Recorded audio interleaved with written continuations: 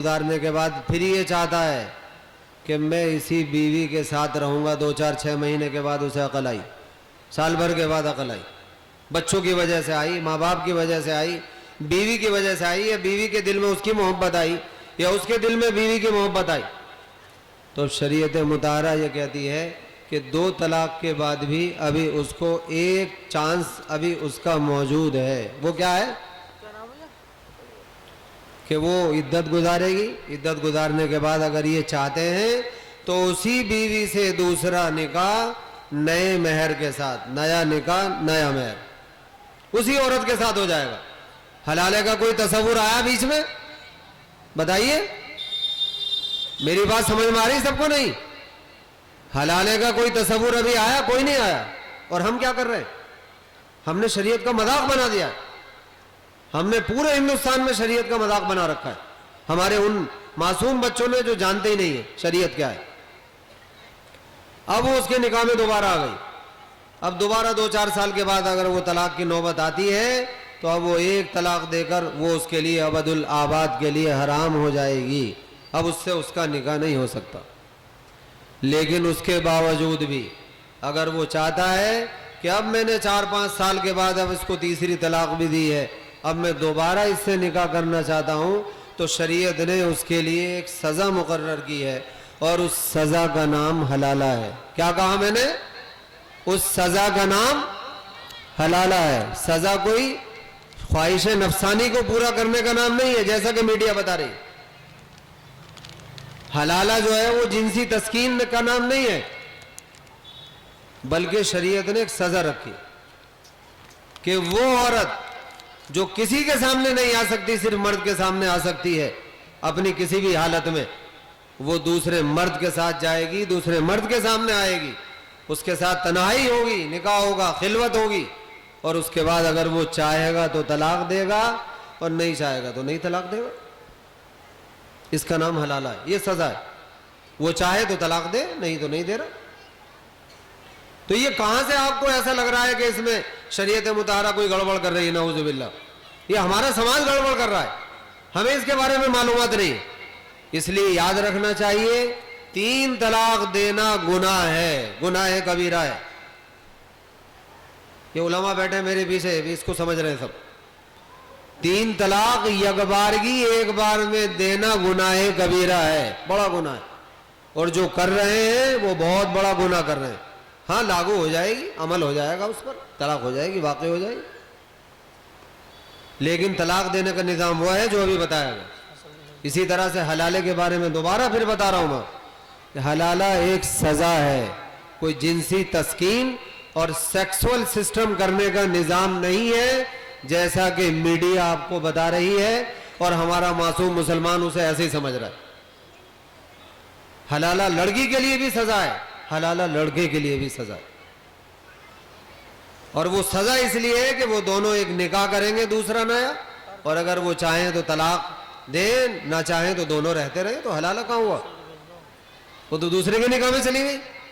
वो चाहेगा तो तलाक देगा, फिर ये लड़की चाहेगी तो उससे निकाह करेगी, ये लड़का चाहेगा तो उस लड़की से निकाह करेगा। इसलिए शरीयत मुताहरा ने हलाले को सज़ा बनाकर पेश की। वला तत्तबिउ खुतवाति शैतान, और शैतान के नक्शे कदम पर हरगिज हरगिज न चलो। इन्नहु लकुम अदुव्वुम मुबीन, बेशक वो तुम्हारा खुला हुआ यानी सरीह दुश्मन है। जो इस वक्त मुल्क के हालात और सारे आलम के अंदर, सारी दुनिया के अंदर हालात चल रहे हैं, और इन हालात में 2 तरह से हमले किए जा रहे हैं। पहला हमला तो हमारे मजहब इस्लाम पर हो रहा है, जिसमें सबसे पहले हमारी शनाख्त और आइडेंटिफिकेशन आता है कि हमारे चेहरे मोहरे इस्लामी क्यों हैं, इससे पूरी दुनिया को एलर्जी है। हमारा अमल इस्लामी क्यों है, इससे पूरी दुनिया को एलर्जी। और दूसरा मसला है जो हमारी मजहबी शनाख्त और आइडेंटिफिकेशन के ریسورسز اور وسائل ہیں، مساجد ہیں، مدارس ہیں، خانقاہیں ہیں، وہ ایک ٹارگیٹڈ مقصد کے تحت ان کو بدنام کیا جا رہا ہے۔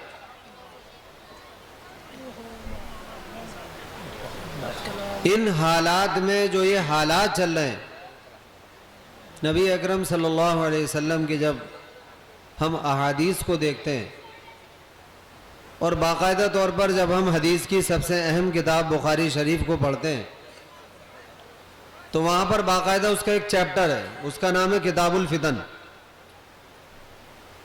یہ باقاعدہ طور پر امام بخاری رحمۃ اللہ علیہ نے ایک چیپٹر تجویز کیا، اس کا نام ہے کتاب الفتن، فتنوں کی کتاب۔ یعنی رسول علیہ الصلاۃ والسلام کی ذات اقدس نے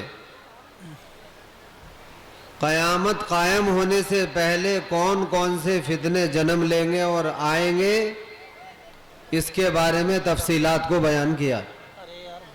بھئی یہ قاری صاحب جا کے ان بچوں کو پہلے خاموش کرو، یہ ادھر بھی بچے بول رہے ہیں، ادھر بھی بول رہے ہیں۔ بھائی یہ چائے یہاں پنڈال میں نہ چلائیں، بھئی آپ سے اتنی بار منع کر دیا، یہاں سے اٹھ جائیں، آپ ادھر چلے جائیں، یہ بچے آپ بھی اٹھو یہاں سے، بھئی آپ آگے آ جائیں، جو بڑے حضرات پیچھے ہیں آ جائیں، برائے مہربانی۔ آپ یہ علماء آپ کو سنانے کے لیے یہاں تشریف لائے ہیں، یہ بچے آگے کھا رہے ہیں، بات کر رہے ہیں، ادھر بھی اور ادھر بھی، بھئی آپ ادھر آ جائیں، ایک سائڈ میں اٹھ جائیں یہاں سے، یہ بچے بھی تینوں بات کر رہے ہیں جب سے، آؤ ادھر آؤ، آپ ادھر آؤ، بھئی آپ آگے آ جائیں، جو پیچھے ہمارے بزرگ ہیں آگے آ جائیں تاکہ آنے والے پیچھے بیٹھ جائیں، آ جائیں بھائی، تھوڑی سی زحمت اٹھا لیں۔ دیکھیے جہاں تک بچوں کا مسئلہ ہے، میرا موقف اس معاملے میں بالکل الگ ہے۔ میں کہتا ہوں بچوں کو سب سے پہلے سننا چاہیے، جبھی تو ان میں تبدیلی آئے گی بڑے ہو کر۔ صرف خاموش رہنا ہے، جو باتیں بتائی جا رہی ہیں اس کو سن لیں۔ بیٹھ جائیں بیٹا، بیٹھ جاؤ۔ نبی اکرم صلی اللہ علیہ وسلم نے ایک حدیث ارشاد فرمائی، آپ نے فرمایا کہ قیامت کے قریب فتنے ظاہر ہوں گے، پھر فرمایا کہ فتنے ایسے ظاہر ہوں گے کہ جیسے دانوں کی کوئی لڑی ہو، جس کو ہم تسبیح کہتے ہیں، وہ ٹوٹ جاتی ہے اور اس کے دانے بکھر جاتے ہیں، اس طرح سے قیامت کے قریب فتنے نمودار ہوں گے۔ پھر ایک حدیث میں نبی اکرم صلی اللہ علیہ وسلم نے ارشاد فرمایا کہ آدمی رات میں مومن سوئے گا، صبح کو کافر بن جائے گا، صبح کو وہ مومن ہوگا، شام تک کفر اختیار کر لے گا۔ فرمایا ایسے کیسے ہوگا؟ کہ ایسے ہی ہوگا کہ اس کا عمل کوئی ایسا بن جائے گا، ہو جائے گا، جس کی وجہ سے وہ کفر کو اختیار کر لے۔ آج کے اس پرفتن دور میں جو سب سے بڑا فتنہ مارکیٹ میں، اور میں کہتا ہوں کہ مسلم مارکیٹ میں سب سے زیادہ آیا ہے، وہ موبائل کا فتنہ ہے۔ اور یہ اتنا بڑا فتنہ بن گیا ہے کہ اس میں 5 طرح کی چیزیں تو اتنی زیادہ عام ہو رہی ہیں کہ میں سمجھتا ہوں کہ 70% لوگ اس سے خالی نہیں۔ اس کے اندر ایک ریل بن رہی ہے، اسی کا ایک ٹیکنیکل لفظ ہے ولاگ، ایک ٹیکنیکل لفظ ہے بلاگ، اسی طرح سے ایک لفظ ہے واٹس ایپ اور ایک لفظ ہے فیس بک۔ ان 5 چیزوں میں پورے مسلمانوں کی دنیا گھوم رہی، اور آپ کو حیرت اور تعجب ہوگا کہ اگر ہم اسی ملک کی بات کریں جہاں مسلمانوں کی آبادی 22% ہے، ولاگ اور بلاگ، فیس بک، واٹس ایپ اور ریل بنانے والے مسلمانوں کی تعداد 60% ہے، اور وہ ساری کی ساری بےہودگی مسلمان ہی بنا رہے ہیں، کوئی اور نہیں بنا رہا۔ سارا جھوٹ لوگوں کو ہنسانے کے لیے مسلمان پیدا کر رہا ہے مارکیٹ میں۔ نبی اکرم صلی اللہ علیہ وسلم کا ارشاد ہے کہ جو شخص لوگوں کو ہنسانے کے لیے جھوٹ بولے وہ اپنا ٹھکانہ جہنم ڈھونڈ لے۔ نبی اکرم صلی اللہ علیہ وسلم کا ارشاد ہے جو شخص لوگوں کو ہنسانے کے لیے جھوٹ بولے وہ اپنا ٹھکانہ جہنم ڈھونڈ لے۔ اب ہم غور کریں کہ ہم کیا دیکھ رہے ہیں، کیا بنا رہے ہیں۔ اور ہم اپنے عملی اعتبار سے کہاں اسلام کو بلوک کر رہے ہیں اور کہاں اسٹینڈ کر رہے ہیں کہ ہمیں مسلمان کہا جائے. ابھی بالکل شروع میں نے ایک بات آپ سے کہی تھی کہ ایک ہماری شناخت جو ہمارا آئیڈینٹیفیکیشن ہے، اس شناخت کو مٹانے پر پورا نظام کام کر رہا ہے. دنیا کا پورا نظام یہی نہیں ہو رہا ہے، ساری دنیا میں ہو رہا ہے. کس طرح سے مذہب اسلام کی جو شناخت ہے اس شناخت کو ختم کر دیا جائے اور ان کو ایسا کر دیا جائے کہ کوئی پہچانے ہی نہیں کہ یہ مسلمان ہے یا نہیں ہے، یہ عملی اعتبار سے مسلمان ہے یا نہیں، پہچاننا ہی بند کر دے. اس پر باقاعدہ طور پر مشنریاں کام کر رہی. ہمیں ان حالات میں کیا کرنا چاہیے؟ ہمیں ان حالات میں قرآن کی اسی آیت کی طرف واپس لوٹنا چاہیے جو ابھی شروع میں پڑھی گئی کہ اپنے آپ کو اسلام میں 100% داخل کریں، عملی اعتبار سے مسلمان بنے، نام کے مسلمان نہ بنے. آج ہمارے بچوں کے نام اتنے اچھے، عبداللہ، عبد الرحمن، ابو القاسم، محمد قاسم، محمد طالب، اور عمل ہم جب دیکھتے ہیں تو اتنا خراب عمل ہے کہ اس کے نام سے بالکل اس کا عمل بالکل تضاد اور اپوزٹ نظر آتا ہے. اس کا نام کچھ اور ہے، عمل کچھ اور ہے. یہ اتنا تضاد ہو رہا ہے، یہ اس وجہ سے ہو رہا ہے کہ ہماری عملی زندگی میں ابھی اسلام داخل نہیں ہوا ہے اور ہماری عملی زندگی میں ابھی اسلام صحیح طریقے سے داخل نہیں ہوا. اس لیے اس وقت اس بات کی سب سے اہم ضرورت ہے کہ ہم عملی مسلمان بنیں اور اسلام کو صحیح طریقے سے پڑھنا اور اس کو فالو کرنا شروع کریں. ابھی تو ہم نے اسلام کو پڑھا ہی نہیں.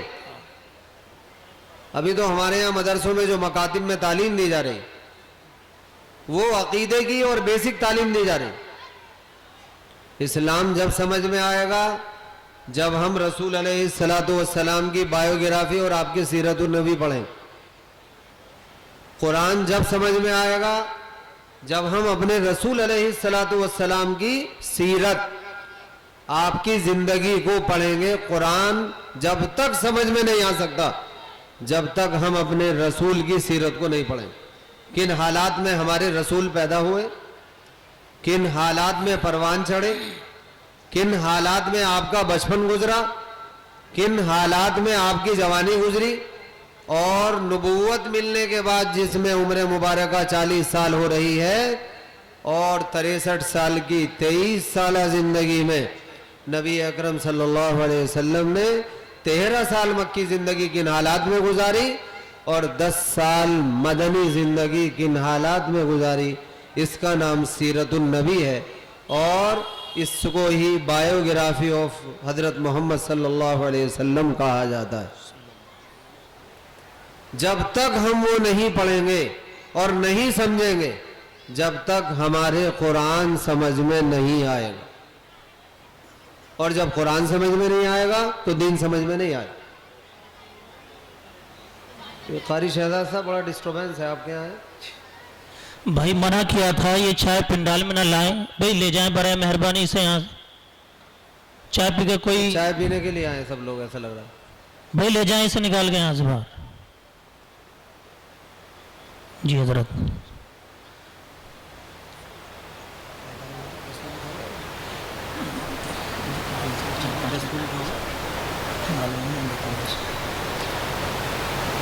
تو جب تک قرآن کو نہیں سمجھیں گے، جب تک مذہب اسلام کو صحیح طریقے سے ہماری زندگی میں نہیں آئے گا نہ ہم اسے سمجھ پائیں. آج یہ بیسک ایک مسٹیک اور غلطی ہماری ہم لوگوں سے ہمارا مسلم معاشرہ کر رہا ہے کہ نہ ہم سیرت النبی پڑھتے ہیں نہ ہم قرآن کا مطالعہ کرتے ہیں، جس کی وجہ سے یہ حالات پیش آ گئے ہیں کہ اگر ایک ہندوستان کا غیر مسلم بھائی ہمارے سے یہ پوچھ لے کہ طلاق کیا ہوتی ہے بتا نہیں پائیں. ہمارے سے یہ پوچھ لے کہ حلالہ کیا ہوتا ہے بتا نہیں پائیں گے. ہاں مذاق ضرور اڑائے گا وہ اور ہم سن لیں گے. یہ دو بہت اہم اور سلگتے ہوئے پوائنٹ ہیں, ایک طلاق اور ایک حلالہ. 10 منٹ میں یہ بات پوری ہو جائے گی, اس کو آپ کو سمجھنا چاہیے. جو چائے پینے کے شیدائی ہیں انہیں وہاں لگا رہنے دیجیے, باقی آپ اسے دونوں چیزوں کو سمجھیے, بہت بڑا معاملہ ہے اس ٹائم. طلاق کیا ہے؟ سب سے پہلے ہمیں نکاح کو سمجھنا چاہیے. نبی اکرم صلی اللہ علیہ وسلم نے نکاح کی ترغیبات ارشاد فرمائی, اور اس کے بارے میں تقریباً 300 روایتیں کہ جب بچہ بالغ ہو جائے اور بچی بالغ ہو جائے تو اس کا فوراً نکاح کر دیا جائے. لیکن ملکوں کے اعتبار سے, قانونی اعتبار سے الگ الگ عمریں تجویز کی گئی. ہمارے ہاں اس کی عمر جو ہے 18 اور 21 سال ہے. دوسرے ممالک میں, افریقی ممالک جو بہت لمبی چین ہے افریقی کنٹریز کی, وہاں پر وہ عمر صرف 16 اور 15 سال. تو ہمارے یہاں کانسٹیٹیوشنلی قانونی اعتبار سے بچہ اور بچی 18 اور 21 سال میں بالغ ہوتے ہیں. جیسے ہی وہ بالغ ہو جائیں ماں باپ ان کے نکاح کی جستجو کریں. تو سب سے پہلے زنا کا جو دروازہ آج کل ہماری سوسائٹی میں کھلا ہوا ہے وہ بند ہو جائے. ہم کوشش کریں کہ سیدھا سادہ نکاح ہو اور سیدھی سادھی رخصتی ہو. جو رخصتی حضرت فاطمہ رضی اللہ تعالی عنہ کی حضرت علی رضی اللہ تعالیٰ عنہ سے نکاح کے ساتھ اللہ کے رسول علیہ السلام نے کی تھی. جو رخصتی حضرت ابوبکر صدیق رضی اللہ تعالیٰ عنہ کی لاڈلی بیٹی حضرت عائشہ رضی اللہ تعالیٰ عنہ کی اللہ کے رسول علیہ السلام کے ساتھ ہوئی تھی.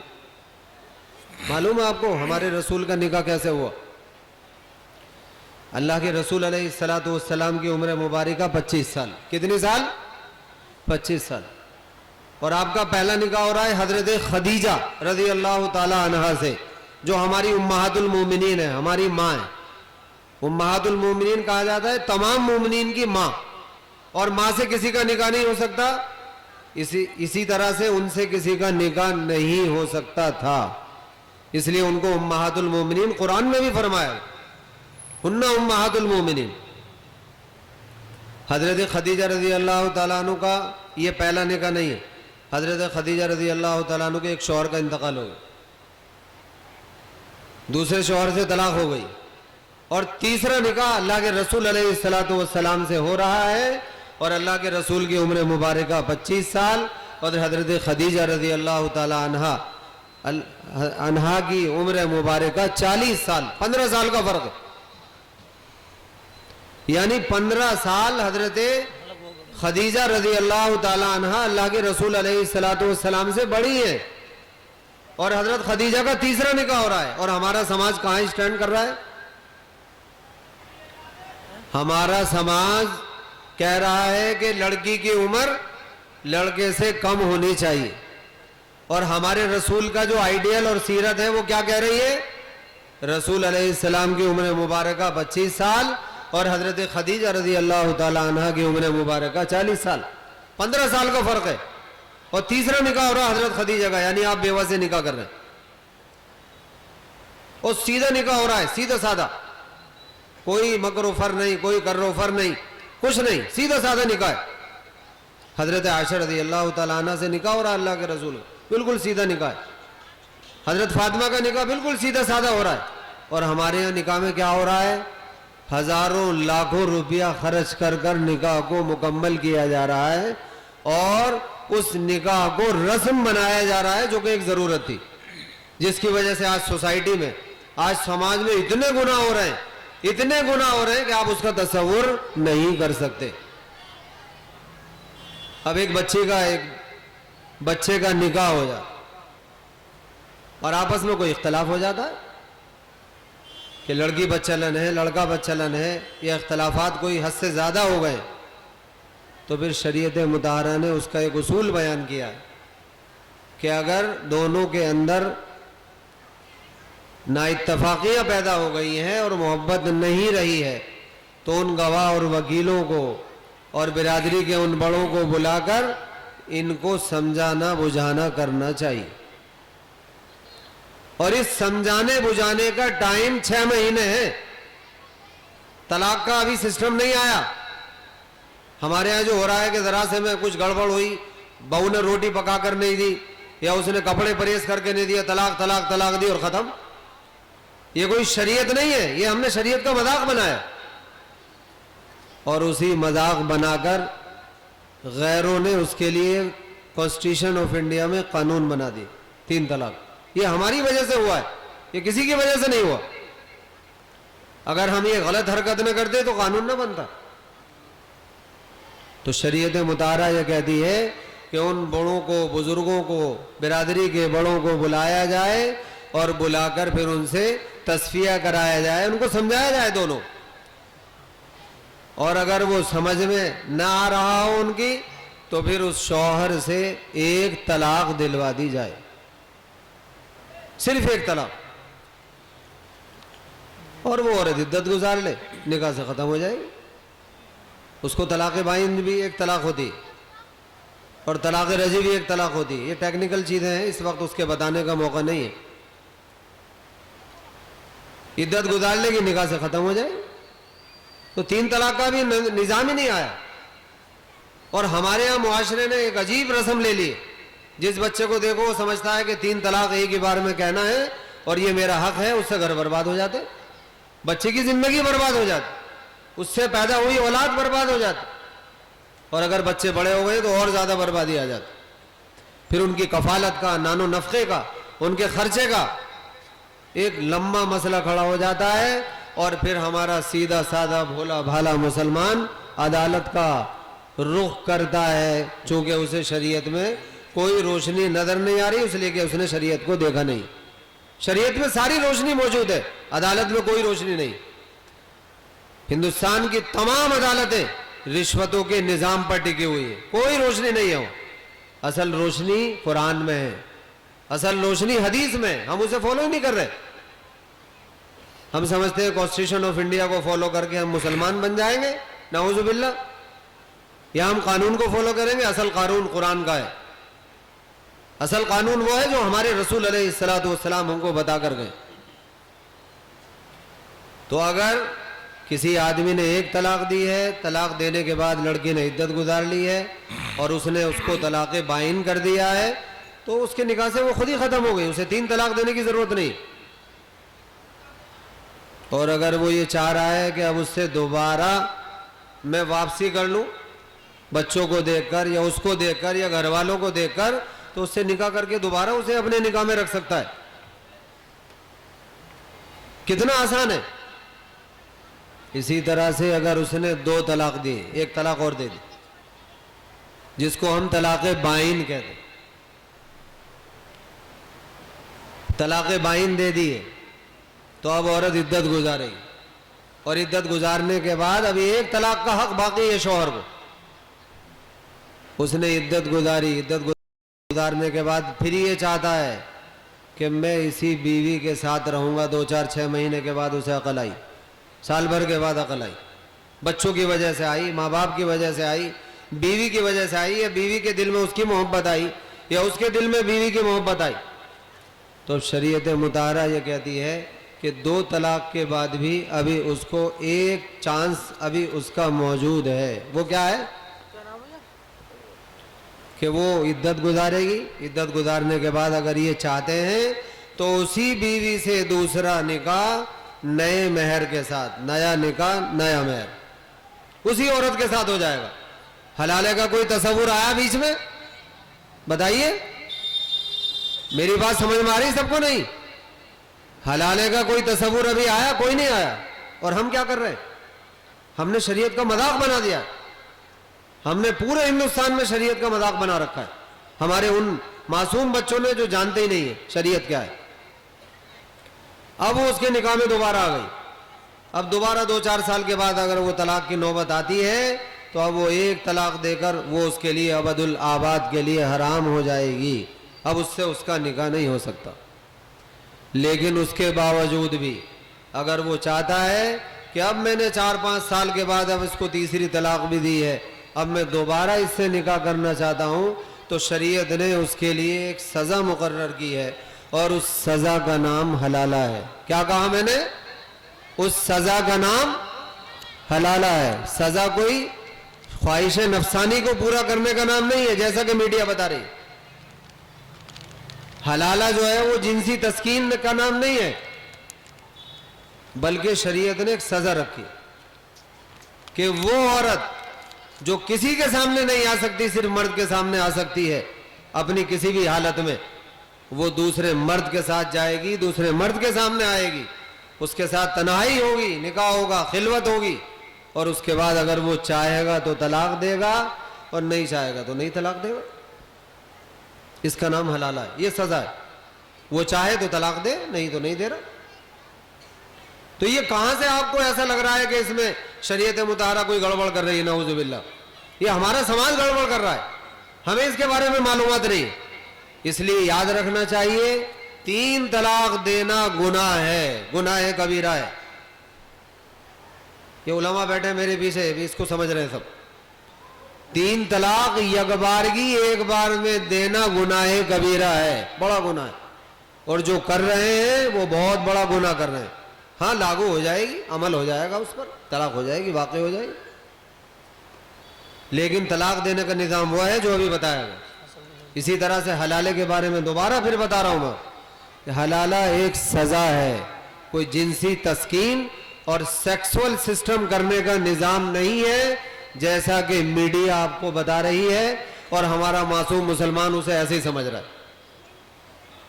حلالہ لڑکی کے لیے بھی سزا ہے، حلالہ لڑکے کے لیے بھی سزا ہے. اور وہ سزا اس لیے ہے کہ وہ دونوں ایک نکاح کریں گے دوسرا نیا، اور اگر وہ چاہیں تو طلاق دیں، نہ چاہیں تو دونوں رہتے رہیں. تو حلالہ کہاں ہوا؟ وہ تو دوسرے کے نکاح میں چلی گئی. وہ چاہے گا تو طلاق دے گا، پھر یہ لڑکی چاہے گی تو اس سے نکاح کرے گی، یہ لڑکا چاہے گا تو اس لڑکی سے نکاح کرے گا. اس لیے شریعت مطہرہ نے حلالے کو سزا بنا کر پیش کیا ہے تاکہ مسلم معاشرہ ان 3 طلاق سے بچ کر 1 طلاق یا 2 طلاق پر اکتفا کر کے اگر ضرورت ہو اپنے نکاح کو ختم کر دے اور شریعت مطہرہ کو بدنام کریں. یہی اس آیت کا مطلب ہے الطلاق مرتان فإمساک بمعروف او تسریح بإحسان. اس لیے ہمیں اپنے معاشرے کو، اپنے ان جوان بچوں کو جن کے ابھی نکاح نہیں ہوا ہے، اس نظام کو سمجھنا چاہیے کہ نکاح کتنا اہم ہے، وہ زنا سے بچاتا ہے. طلاق کتنا مبغوض العمل ہے اور اللہ کے یہاں کتنا مبغوض اور غصے والی چیز ہے کہ اگر وہ اللہ تبارک و تعالیٰ کے رسول علیہ السلام فرماتے ہیں کہ اللہ تعالیٰ کے نزدیک سب سے زیادہ مبغوض عمل، سب سے زیادہ ناپسندیدہ عمل یہ ہے کہ کوئی شخص اپنی بیوی کو طلاق دے. اس لیے ہمیں اپنے معاشرے کو پاک صاف ستھرا رکھنا چاہیے. اور طلاق جیسے ایسے طلاق کے الفاظ سے جس میں ایک بار میں 3 طلاق ہو جائیں، اس سے خود بھی بچنا چاہیے، اپنے جوان طبقے کو بھی بچانا چاہیے. اور حلالے کا جو تصور ہمارے ذہنوں میں ہے، اس ذہن کو یہ باتیں دوسرے لوگوں تو بھی سمجھانی چاہیے. خاص طور پر ہمارے جو بچے غیر مسلم دکانوں پر، فیکٹریوں میں، دوسروں کے یہاں ملازمتیں کرتے ہیں، ان جگہوں پر یہ باتیں بتانی چاہیے تاکہ مذہب کے بارے میں جو ان کے ذہنوں میں کدورت آ گئی ہے، ان کدورتوں سے، ان نفرتوں سے بچا جا سکے اور مودت اور محبت قائم ہو سکے. اللہ تبارک و تعالی ہمیں دین کی صحیح سمجھ عطا فرمائے اور دین میں ہمیں پاک صاف معاشرہ، دین کا پاک صاف معاشرہ ہمیں قائم کرنے کی توفیق عطا فرمائے. وما علینا الا البلاغ.